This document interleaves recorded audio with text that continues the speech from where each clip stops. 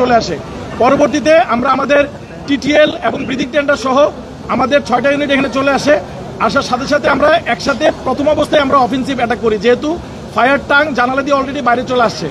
সাথে সাথে যে স্টেয়ার আছে, স্টেয়ার দিয়ে উঠে আমরা আমাদের যে ব্যবস্থা আছে, সিস্টেম আছে, ওই সিস্টেমগুলো অ্যাপ্লাই করে আগুনটাকে নিয়ন্ত্রণে নিয়ে আসি 3টা 30 সময়।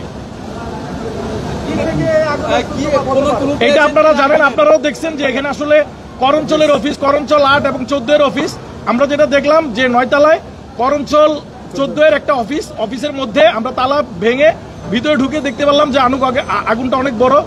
প্রথমত যে প্রবলেমটা হয়েছে, আসলে স্মোক অনেক বেশি ছিল, ভেন্টিলেশনের ব্যবস্থা ছিল একেবারেই অপ্রতুল, যার কারণে আমরা ম্যানুয়ালি গ্লাসগুলো ভেঙে দিয়ে আমরা ন্যাচারাল ভেন্টিলেশনের ব্যবস্থা করে তারপরে সাইড বাই সাইড আমাদের ওই তালা ভেঙে তারপর আগুনটা নেমে দিয়েছে।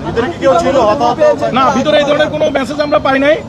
আমরা বন্ধের দিন থাকাতে কোনো লোকজন আর সিকিউরিটি ছাড়া আর কোনো লোক ওরকম দেখি নাই। 2-1 লোক নিচে ছিল, তারা আমাদেরকে গাইড করছে যেভাবে যেতে হবে, আমরা সেভাবেই গেছি। আগুনের সূত্রপাত কোত্থেকে হয়েছে?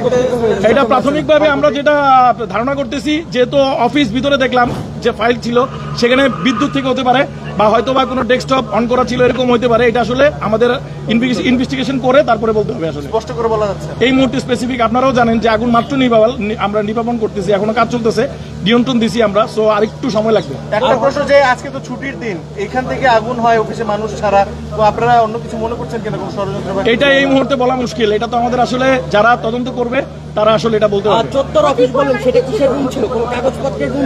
অফিস ছিল, অফিস ডেস্ক ছিল, ফাইল ছিল। নিরাপত্তা ব্যবস্থা ভবনের কি অবস্থায় আছে?